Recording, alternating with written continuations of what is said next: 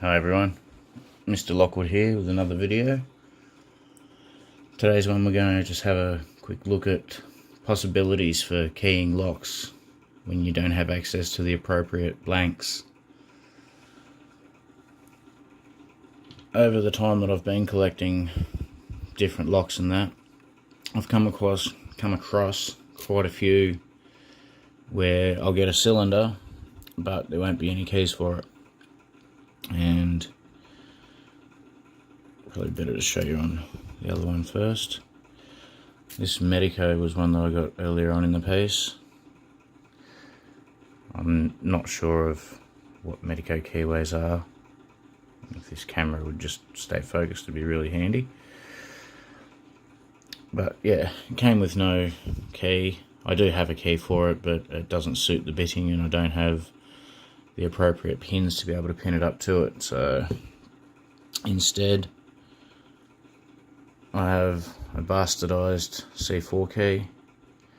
It's been hacked and filed and looks horrible because I had limited tooling at that particular point in time. But the upshot of it is, it goes in, operates the lock perfectly. Then I got another one, again without a key. Again, I don't know the profile. It is different to the other one because the other key that I have doesn't fit it. And once again, bastardized C4 blank, which we inserted. Now this is, I don't know how well it's going to come through.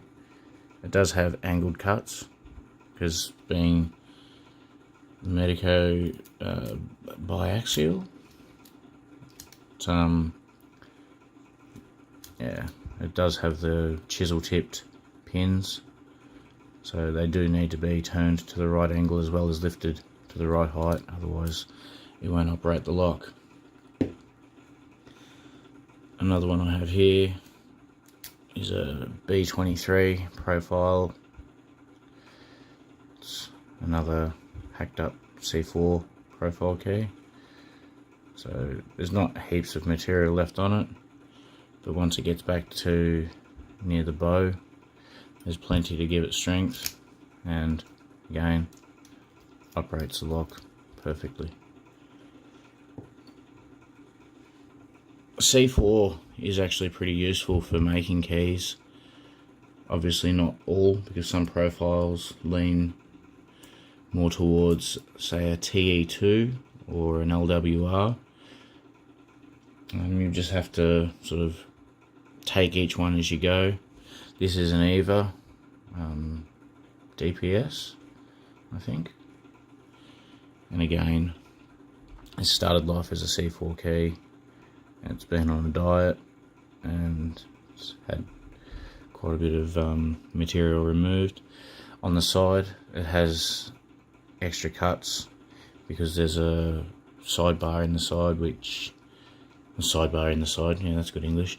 There's a sidebar or a code bar, which if you have the wrong type of key in there, it presses it out into the side of the cylinder and prevents the cylinder from rotating, or the plug from rotating, but that works fine.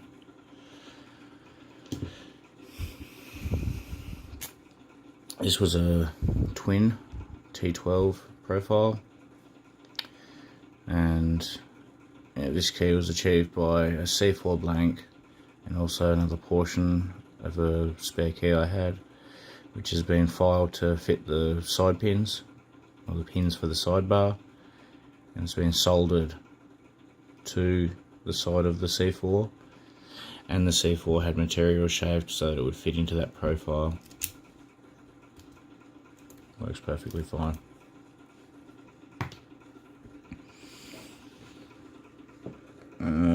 That's it for C4 keys in my collection at the moment.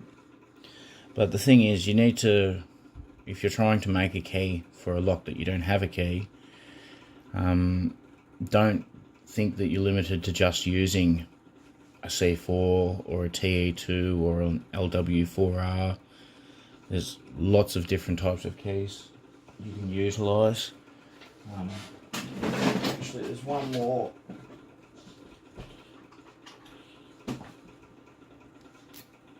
I have a BPA cylinder, which this was some Canadian lock, a blank that I had, and as you can tell by the grinding marks and that, I removed quite a lot of material. This was back when I was first beginning to play with making keys, so again, not a great deal of material left on it, but back up near the portion which actually torques or puts rotational force on the plug, there's still plenty enough meat. I probably wouldn't walk around with it in my pocket, but then I probably wouldn't be using a dodged up key for a lock that was actually in use either. But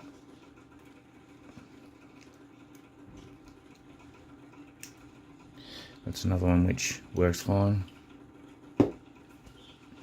Okay. Another option that you can look at is, for instance, this Abloy. It seems to have a Protec faceplate.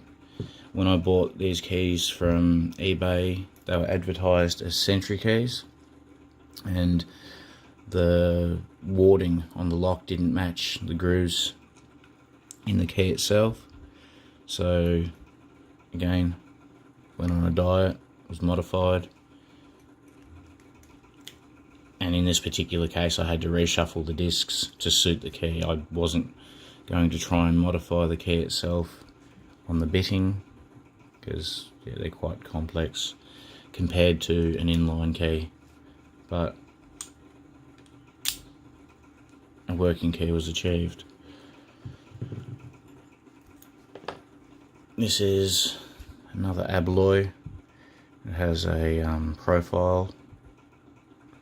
It's similar to the classic, but it's got the extra part in the middle, and also in the very back of it, the control disc rotation, I can't remember the terminology, has some extra material which a flat tipped key wouldn't fit in. And this is actually just a piece of aluminium pipe which I had handy.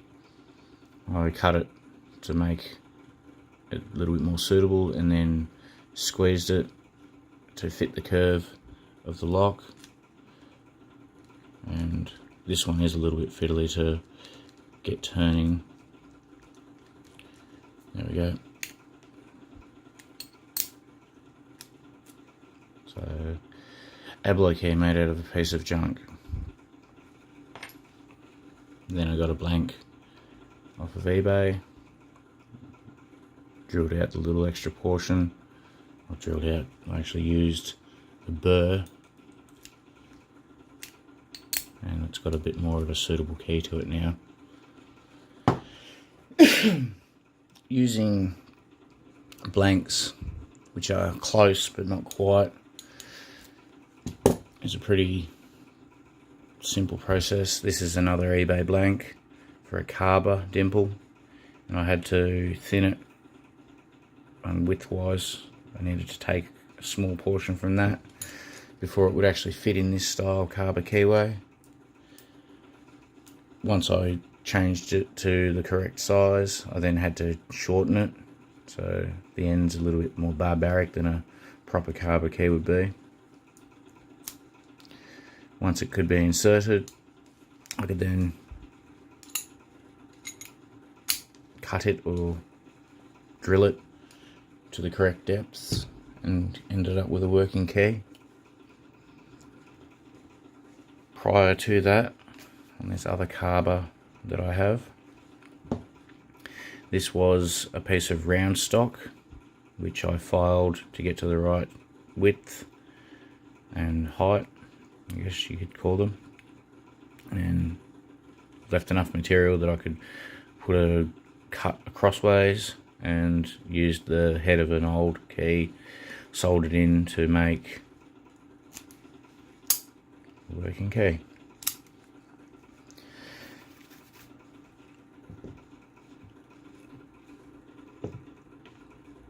And then you can also consider things like, this is, I'm not even sure of the name of this type of keyway, but it was a gift from Craig Ritchie, and didn't come with a key, so I cobbled together this Franken key.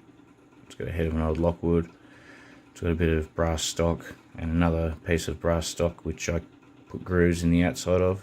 Would you focus please? And then soldered in extra little tabs so that it fits in and rotates, opens the lock like it should.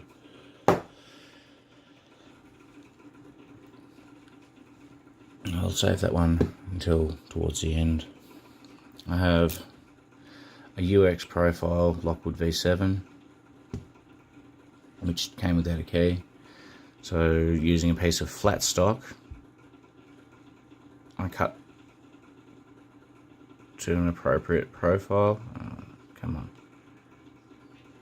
there we go, and then cut in. Now these sort of cuts wouldn't work on a standard inline, but as you can see they are angled towards either side, so that allows it to insert and come out cleanly. If this was just a standard inline, you'd come up to this cut, your pin would drop in and then she'd be hosed. You have to figure out another way of getting the lock apart so you could get your key out. It works beautifully. If you don't have brass stock, this one was a piece of aluminium flat which I had laying around. It's a bit of a pain because it's such a soft material. It can block up tools very easily, so you sort of need to be using files are really bad for blocking up actually with aluminium because it's so soft. Same with solder, it just clogs the burrs or the teeth on it, and you need to constantly clean it out, and you still end up with bits stuck in your tool. This is a trio Ving 7-pin, and again came without a key. That's the dodgy old piece of aluminium, works fine. In the same theme, this was the subject of one of my more recent videos, a piece of brass flat, sanded so it was thin enough to be of the same width as a key or thickness as a key, and again just cut to fit the profile. Works beautifully.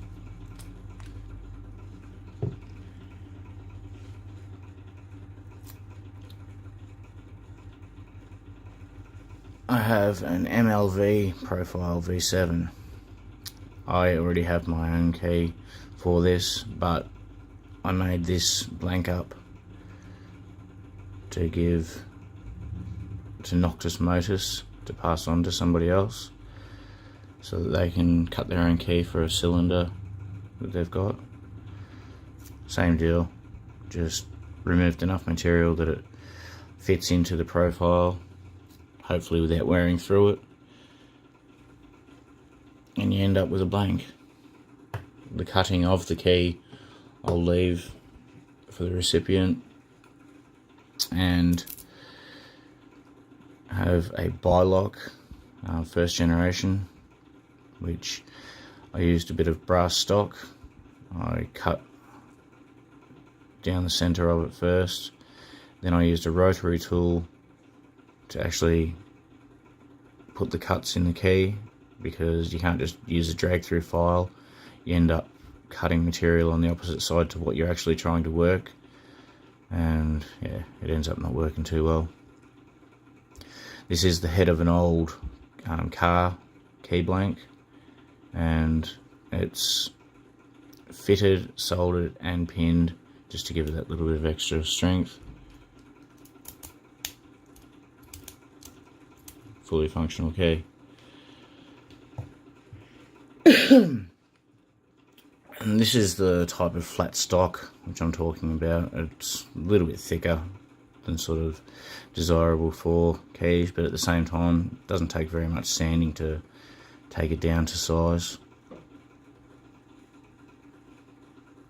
It's actually quite a bit thicker than a key. But like I said, a little bit of sandpaper, a little bit of patience, and you can get it thin enough to make yourself a key out of it. So we've established that sandpaper is needed. What else can we use? Well, off eBay, I was able to source these cheap diamond cutting discs. The very edge of them is impregnated with diamond as well, but it's not the most efficient cutter. At the same time, increase the revs on your Dremel. In my case, it's just an Azito rotary tool, the cheap man's version. Sufficient revs and actually keeping the cutting blade wet actually helps quite a lot. That keeping it wet not only helps with cutting, it also helps with how much the workpiece heats up. But at the same time, if you have some water in a cup or something nearby, you can quench it, which brings the temperature back down, because otherwise you end up burning your hand a lot. I don't have any of the larger size burrs at the moment because I've sort of broken and gone through them, but carbide burrs, you can pick these up at Bunnings. I recommend to use brand name ones simply because they actually are real carbide. If you get cheap ones off eBay, they tend to be high-speed steel or even just soft pot metal, and yeah, the actual cutting edges on the burr will fold and roll over really quickly, and then you're very frustrated because it doesn't work. You end up heating up your workpiece but not actually cutting it.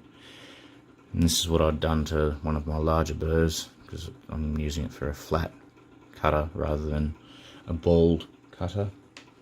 And I think I actually have just here this particular one wouldn't be very useful for making keys unless you have specific cases, I guess. But yeah, you can get diamond impregnated work tips as well. Any form of cutting tool that uses diamond generally works better with some form of lubricant, like water, oil, because it prevents the tool from gumming up or blocking up with material, but it also allows the diamonds to do their cutting. You'll also prolong the life of the tool by giving it lubrication. If you tend to use them dry a lot of the time, it will wear the piece out really quickly, and you end up with something that may still work slightly, but it's nowhere near as efficient. And once it's worn, it's worn. You can't bring it back. But that's pretty much it for tooling pieces. And another thing which is really helpful when you're trying to play with the material to make these things is get yourself a set of needle files. These are just cheap Trojan needle files from Bunnings, which is a hardware store in Australia. Any of the non-Australians watching this will be wondering what I was talking about by Bunnings. And generally a set like this will come with all different shapes. This one has curved faces going up to a tip.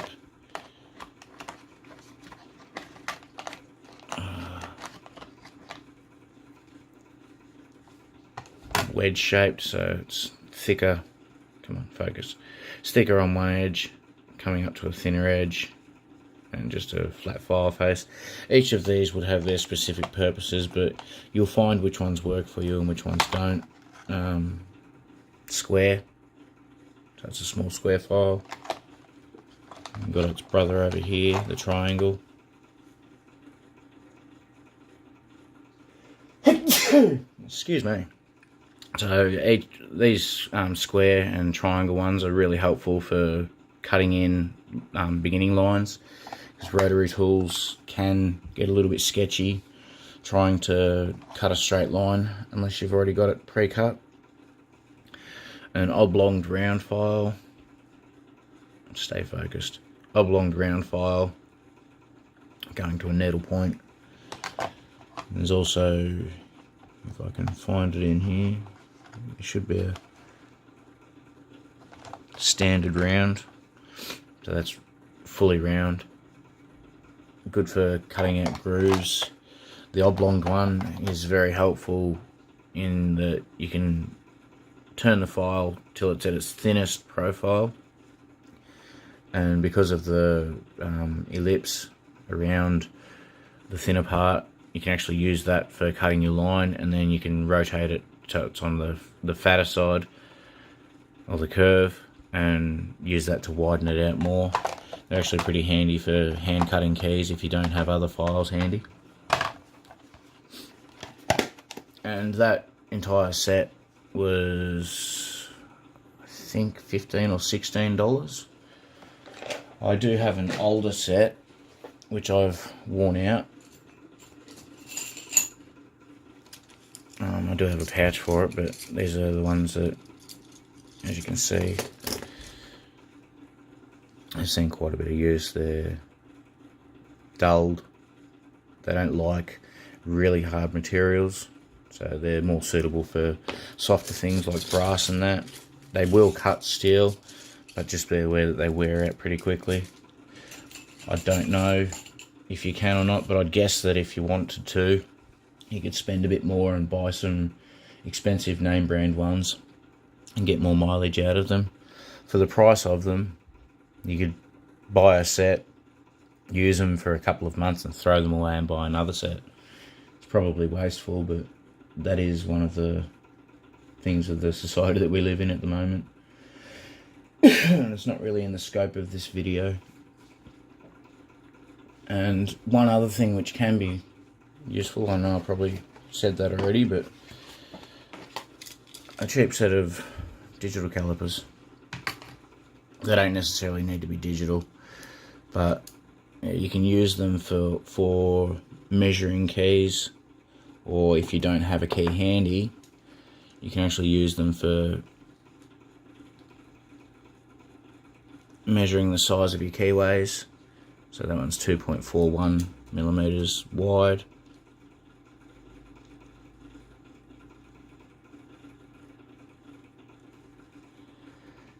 .78 millimeters tall, and that can help with creating your blank dimensions, or in the case of something which has warding, I'll get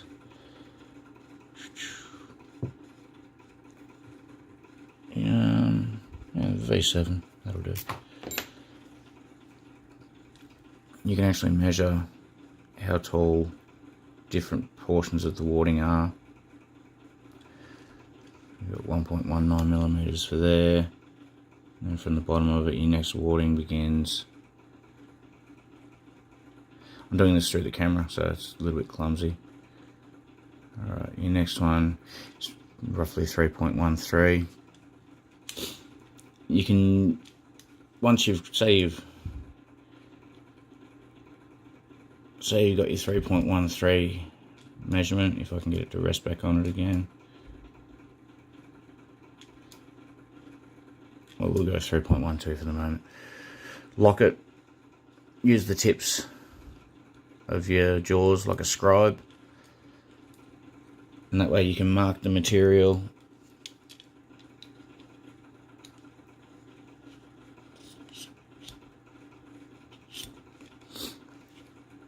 now you know where to start cutting your line in.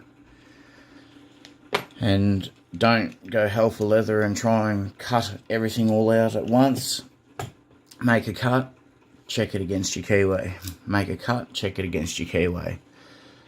Quite often it's easy to get excited, take out too much material and have to throw away the piece that you're working on. So if you can get even just the tip inserting to begin with and in the right profile, and even if it only goes in so far, you know that you have the correct profile, then continue all the way through on your piece until you have the right profile to fit your lock. that's enough talking and pseudo information for one video, I guess. If you've watched for this long, thanks for watching, and I'll see you on the next one. I hope this information is helpful for somebody out there.